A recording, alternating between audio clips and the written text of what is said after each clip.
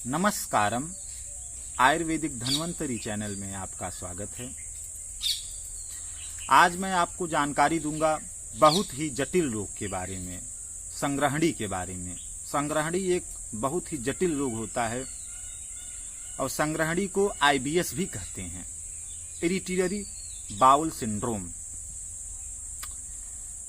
आइए हम जानते हैं कि आप कैसे जानेंगे कि आपको या जो भी है उसको संग्रहणी रोग हो गया है, उसके लक्षण क्या हैं। तो संग्रहणी के रोगी को भोजन के तुरंत बाद शौच के लिए जाना पड़ता है या कुछ ही देर बाद शौच के लिए जाना पड़ता है, प्रथम लक्षण। इसके अलावा जो दूसरा लक्षण है, संग्रहणी के रोगी को दूध और घृत बिल्कुल भी नहीं पचता। दूध और घृत वो सेवन किया नहीं कि उसको तुरंत शौच के लिए जाना पड़ता है, उसको दूध और घी हजम ही नहीं होता है। और संग्रहणी को रोगी को दिन में कई बार शौच के लिए जाना पड़ता है, 4 बार 5 बार, और शौच भी ऐंठन मरोड़ के साथ में होता है, दर्द के साथ में उसको शौच होता है। और संग्रहणी के रोगी का जो मल आता है वो तो कभी कभी आम युक्त आता है, आम अर्थात म्यूकस युक्त आता है, और म्यूकस अर्थात चिकनाहट युक्त आता है। कभी कभी संग्रहणी के रोगी को दस्त के साथ में, मल के साथ में खून भी आता है। संग्रहणी रोगी को कभी कभी कब्ज रहता है, कभी कभी पतले दस्त होते हैं, तो कभी कभी नॉर्मल होता है, पर दिन में कई बार होना तय है। संग्रहणी का रोगी का जो प्रमुख लक्षण है यही है कि खाना खाने के बाद उसको दस्त के लिए जाना ही पड़ता है, जल्दी ही मतलब शौच के लिए जाना पड़ता है। यही प्रमुख लक्षण है। संग्रहणी को रोगी का जो पाचन तंत्र होता है एकदम बिगड़ जाता है, भोजन उसका ठीक से पचता नहीं, आधा पचा हुआ भोजन ही बाहर निकलता है मल के रूप में। संग्रहणी के रोगी का खून कम हो जाता है, हीमोग्लोबिन कम हो जाता है। और जो एक प्रमुख लक्षण है संग्रहणी के रोगी का, संग्रहणी का जो रोगी होता है उसका वजन दोस्तों धीरे धीरे घटने लगता है, वेट लॉस होने लगता है। संग्रहणी का रोगी बेचैन रहने लगता है। इसके अलावा दोस्तों जो संग्रहणी का रोगी होता है उसको रोटी तक, गेहूं का रोटी भी ठीक से नहीं पचता, गेहूं के आटा की रोटी ठीक से नहीं पचता, हरी सब्जियां भी ठीक से नहीं पचती, बिना पचे ही मल के रूप में बाहर निकल जाता है। और दोस्तों संग्रहणी रोग होता क्यों है, मैं ये भी बता देता हूं। कारण क्या है संग्रहणी रोग होने का? अधिक गर्म पदार्थों का सेवन करना, अधिक गर्म मसालों का सेवन करना, इसके अलावा भोजन में घृत का सेवन न करना, ये भी कारण है संग्रहणी रोग होने का।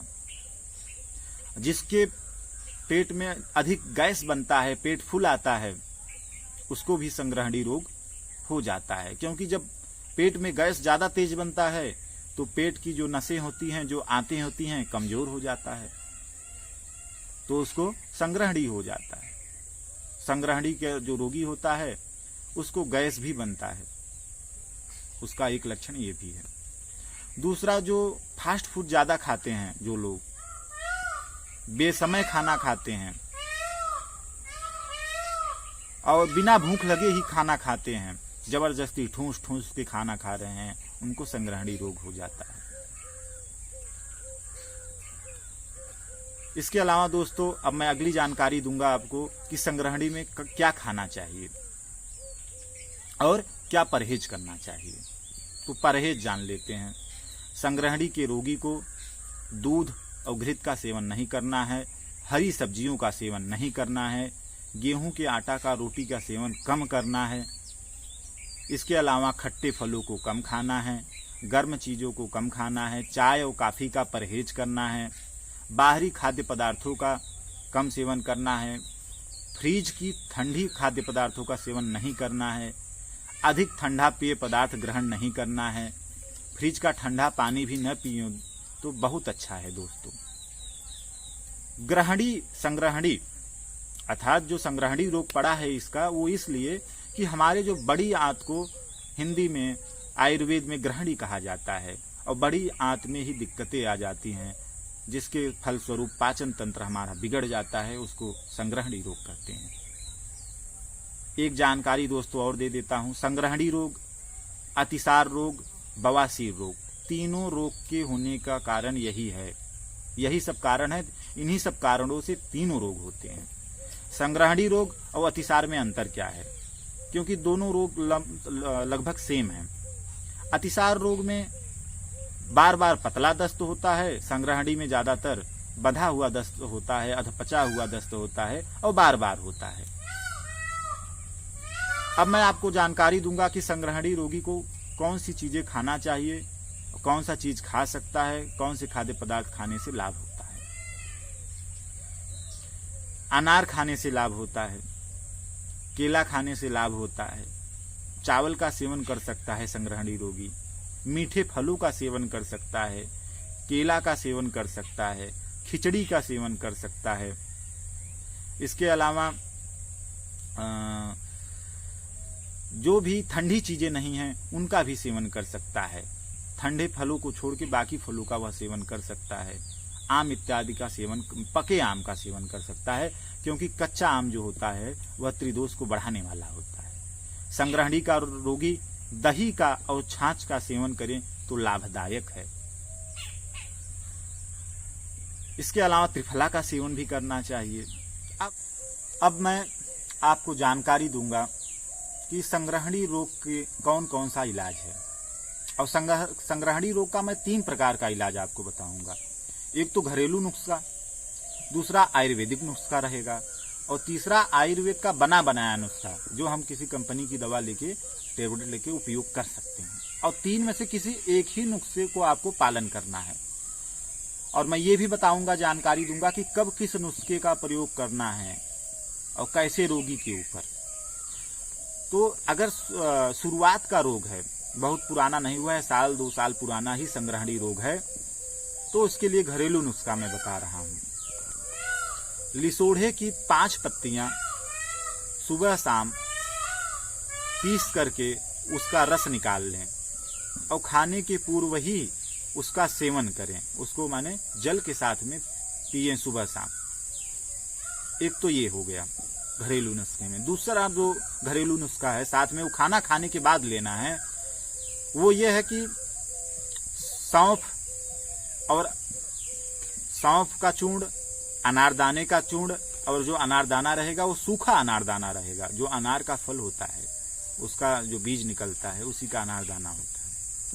और सोंठ का चूर्ण, तीनों को चूर्ण कर लीजिए और समान मात्रा में, जैसे आप 50-50 ग्राम तीनों ले लीजिए, सबका चूर्ण बना लीजिए और डिब्बा बंद करके उसको रख लीजिए। और खाना खाने के बाद में 1 चम्मच आप सेवन करिए। तो यदि शुरुआत का 1-2 साल पुराना रोग है और बहुत ज्यादा दिक्कतें नहीं हैं तो ठीक हो जाता है इसके। अब इसके अलावा मैं दूसरा उपचार बताता हूं, आयुर्वेदिक उपचार। यह कब करना है? यदि रोगी का वजन घटना चालू हो गया है और 3-4 साल पुराना रोग है, तब यह नुस्खा प्रयोग करना है। और डायरेक्ट भी किया जा सकता है, ऐसा कुछ नहीं है। तो इसमें लेना क्या क्या है? 4-5 औषधियां पंसारी के यहां से लाना है, उसको आप नोट कर लीजिए। काली मिर्च सब बराबर बराबर मात्रा में रहेगा, आप 25-25 ग्राम कर लीजिए। काली मिर्च 25 ग्राम, सौंठ 25 ग्राम, पीपर 25 ग्राम, लौंग 25 ग्राम और अफीम 25 ग्राम। इसके अलावा मदार के जड़ का छाल 25 ग्राम या आक के जड़ का छाल। मदार और आक एक ही होता है। इन सब औषधियों के लेकर आप चूर्ण बना लीजिए, पाउडर बना लीजिए और टाइट डिब्बा बंद बर्तन में रख दीजिए, प्लास्टिक के बर्तन में या कांच के बर्तन में रख लीजिए। और खाना खाने के बाद में 2 रत्ती लेना है। मात्रा पे फिर ध्यान दीजिए, 2 रत्ती लेना है। 2 रत्ती अर्थात 1 चुटकी लेना है, या आप 2 चुटकी भी ले सकते हैं, पर इससे ज्यादा नहीं। 2 रत्ती लेना है खाना खाने के बाद में। इतना ही करने से संग्रहणी के रोगी को पूरा आराम हो जाता है। अब तीसरी औषधि जो मैं बता रहा हूं, जिनके पास समय का अभाव है उनके लिए, जिनको आयुर्वेद की बना बनाया औषधि चाहिए, उनको लेना है कुटज घन वटी।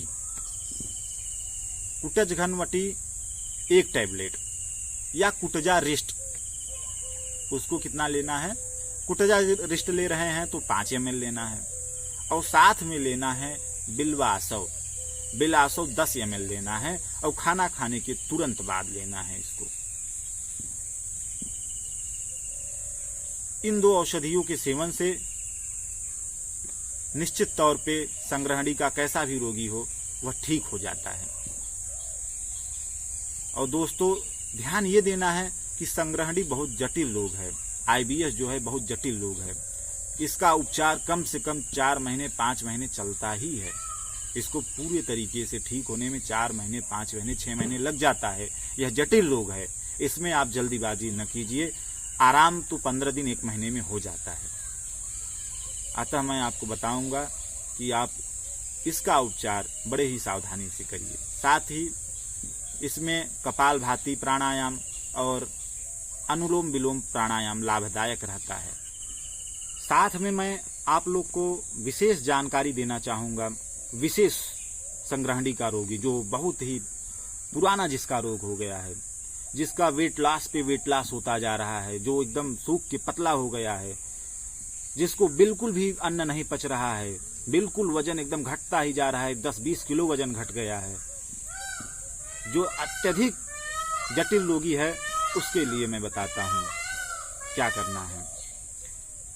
कुटज घन वटी या कुटजा रिस्ट और साथ में बिल्व आसव के साथ में एक औषधि फिर बढ़ा देना है, और वो है ग्रहणी सादुल रस, सुबह शाम खाना खाने के जस्ट बाद में। और यह उस स्थिति में प्रयोग करना है जब रोगी अत्यंत ज्यादा जटिल परिस्थिति में आ गया हो। अच्छा, मैं आप लोग को एक चीज और बता देता हूं। जो ग्रहणी सादुल रस है, इसका नाम ग्रहणी सादुल रस है, यह कोई रस नहीं होता है, यह टैबलेट के फॉर्म में आता है। ग्रहणी सादुल रस जो है, आप उसको 1 टैबलेट लीजिए, साथ में थोड़ा सा मिश्री आधा चम्मच और भूंजा हुआ जीरा, थोड़ा सा भूंजा हुआ जीरा पीसा होना चाहिए। सबको आप खरल कर लीजिए, घोंट लीजिए, और खरल करके घोंट करके आप इसका तीनों औषधियों का आप खाना खाने के बाद में सुबह शाम सेवन करिए। और ग्रहणी सादुल रस मैं फिर बता देता हूँ, यह टैबलेट फॉर्म में आता है। इसको 5 ml नहीं लेना है, 1 टैबलेट लेना है। यदि आपको मेरे बताए गए निदान में कहीं पे भी कन्फ्यूजन है या कोई प्रश्न है तो आप कमेंट करिए, आपके प्रश्न का निदान किया जाएगा।